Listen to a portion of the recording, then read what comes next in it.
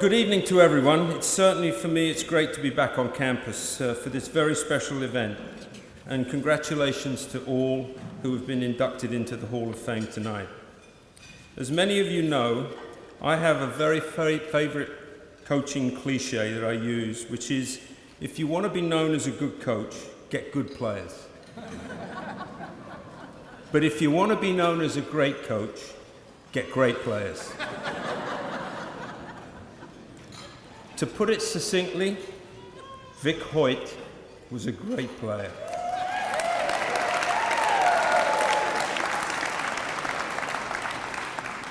We presently live in an era where multi-sport athletes are like dinosaurs.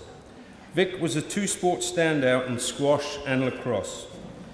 Missy Foote says about her ability on the lacrosse field, Vic was a prolific scorer but also a team player. She is also one of the funniest people I know, with a wonderful eye for sarcasm and understatement, which is clearly why Vic and I hit it off immediately. When Victoria arrived at Middlebury in the February of 1986, the magnificent Virtue Fieldhouse was some 30 years away from existing. The building that stood there was a building called Fletcher Fieldhouse. Oh yes, it was a classic. In Fletcher Fieldhouse, there were 6 squash courts, and it was a very different place to the luxury of the Bostwick Family Squash Centre that I attended the inauguration tonight.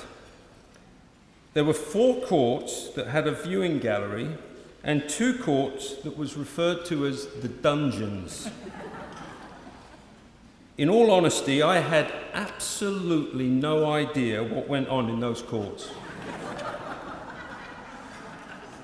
And I famously ended practice one evening, leaving 4 players in there who eventually emerged to find the whole team had gone to dinner half an hour earlier. Into this squash heaven came Victoria Hoyt. Squash at the time was a varsity sport for women only. The men had to wait, quite rightly, until 2007. However, in the sporting folklore around the fieldhouse, many thought that squash was just a club sport. Vic was a pioneer for the sport. Her on-court grace and skill drew the attention of many around the fieldhouse. People believe that sports build character. However, I would vigorously argue that sports reveal character. And it was immediately apparent to me that squash had a very special character in Vic. To those of you in the room who have never watched or played a squash match, it is unlike many sports. When one walks on court, it's like walking into a fishbowl. There is nowhere to hide and no teammate to rely upon. A squash match is a test of skill, fitness, poise, bravery, and resilience. Vic had all these qualities in bucket loads. Her affection and appreciation of her teammates is best captured by the words of Cassie Robbins. Down to earth, witty, commanding, and warm, she made me feel welcome instantly. That is who she is 100% of the time, with everyone in any circumstance. On the court, she could have mopped the floor with all of us, but she took us squarely under her wing, drilling with us, encouraging us, inspiring us to compete with the focus and discipline she demonstrated on court, and always pulling us together and making us laugh. Vic's achievements are clear for all of you to see. It was an honor to have had the chance to coach Victoria Hoyt. She made me a better coach.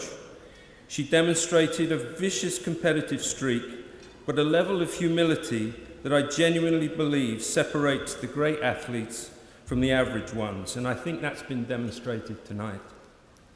Thus, it is with great pleasure and pride that I introduce to you all Victoria Hoyt, Middlebury squash pioneer.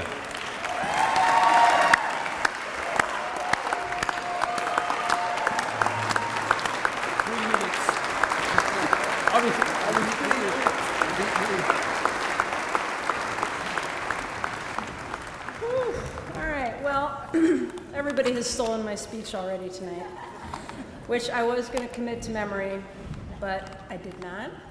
And I'm super jealous of John Atherton for having done that. Wow. To say that I'm humbled to be here is an understatement. And it's impossible to stand here before you and accept an award like this and not thank a million people. Sorry. I realize this becomes a bit like an Academy Award speech, only with no band to play me off here, which at some point you might wish for, but I would not only like to, but need to thank some folks. So first off, to Aaron Quinn and the Hall of Fame Selection Committee, thank you for even considering me. To President Patton, the college administration, and the Board of Trustees, I also say thank you for continuing to make Middlebury not only an excellent academic institution, but also one that fosters and nurtures so many other interests in their students, creating well-rounded, well-informed, interesting people that I am proud to be related to. Thank you. I do feel like a bit of an imposter here tonight. Aside from my fellow inductees, whose profiles I read over feeling less worthy with each one, and then I just heard half of them speak, and I could quite literally name many of my teammates from both the squash and lacrosse teams as equally or more deserving than I of this award. I was a successful athlete here because I played with other amazing athletes. They pushed me, they taught me, they made me better, and I would not be here tonight without you. So thank you for those of you who are here tonight, and apologies to those of you that are sitting at surrounding tables near them. All I can tell you is it's a really fun group, and they're really loud. I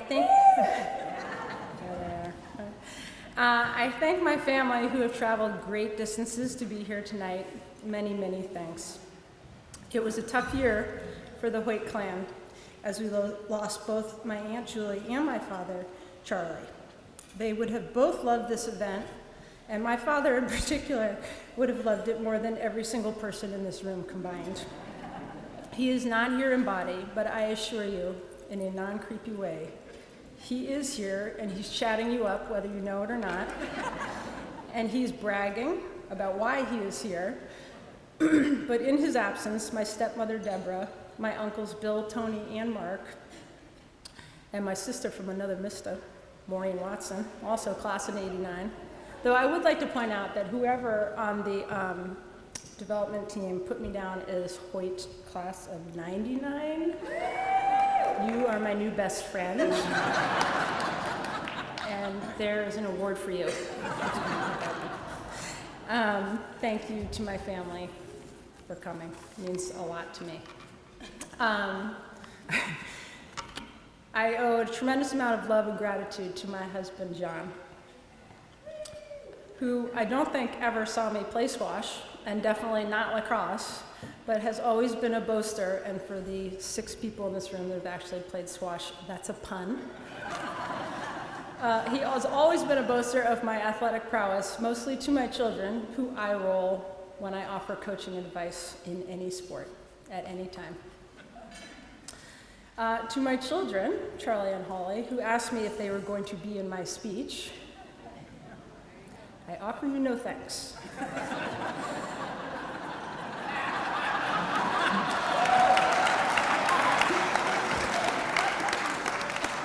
But rather more advice. I can't see them, but I know they are eye-rolling. Continue to work hard at your respective sports so that you will reap the amazing rewards of lifelong friendships and memories that come from working, sometimes harder than you'd like or think capable of, towards a common goal. Learning to work together with your teammates and respect for your coaches will stand you in good stead in this world, and we need more of it, and I would not be standing here tonight if this was not true.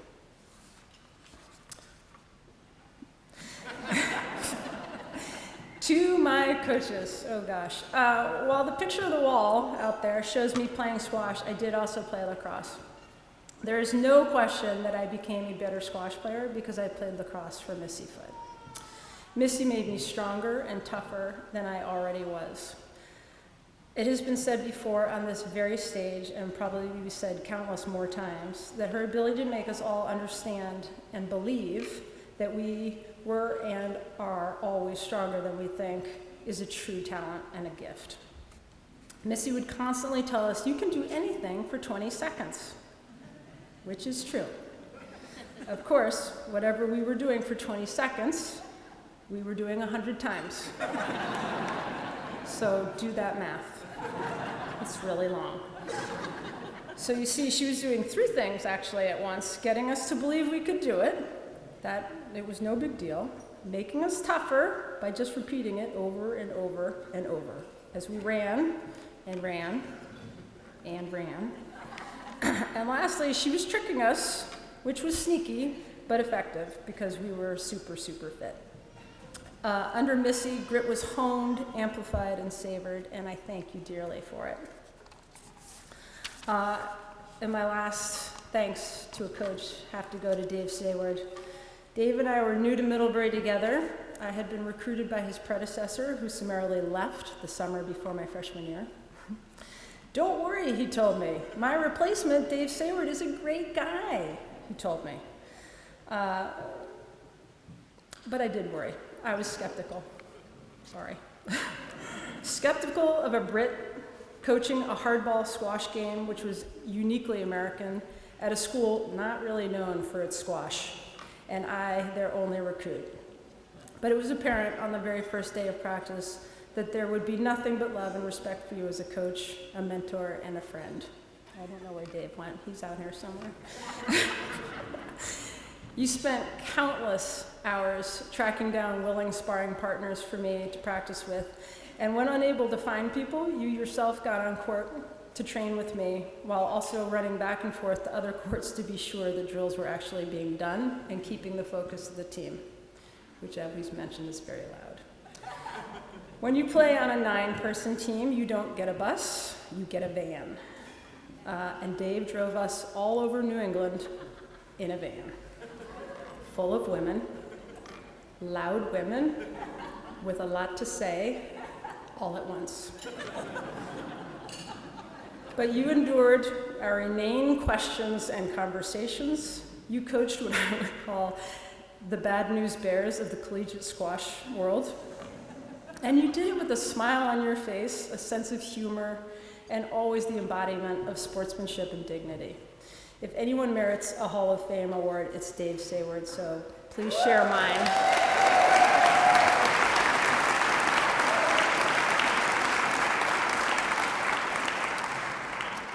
Okay, so I mentioned that that Middlebury was not known as a squash school.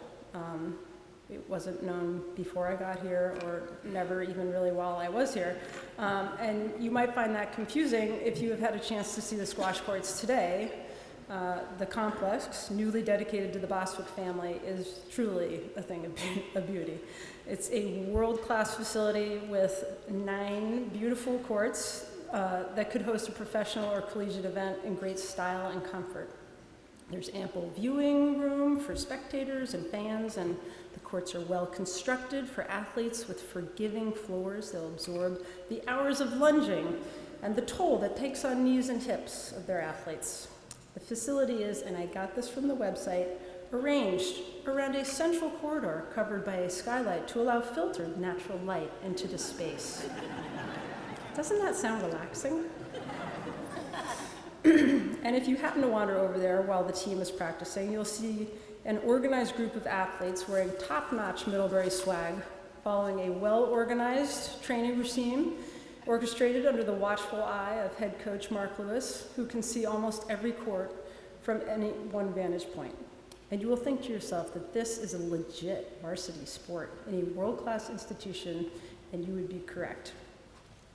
But were you to flash back to the Middlebury in the late 80s,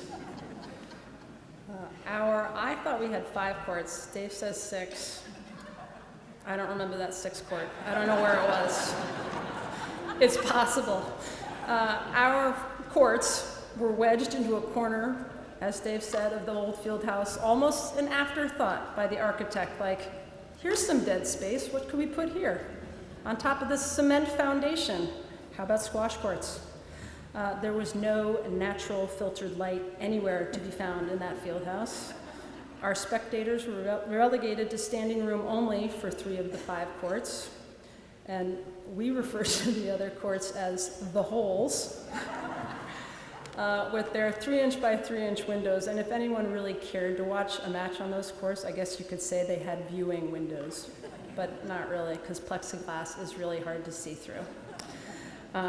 And as Dave said, there really could have been a match of tiddlywinks going on. We had no idea. I literally never stepped foot on them. But I think another feature of the old courts that Dave did not perhaps remember or chose to forget was the fact that they served as a sanctuary for seemingly all of the black flies in the state of Vermont. So starting in the fall, flies would arrive to the Middlebury courts to die. And in the last hours of their short lives, these flies would grow confused. And they'd fly at us frantically, hoping to spend their last moments in our hair. Were they nesting? I don't know.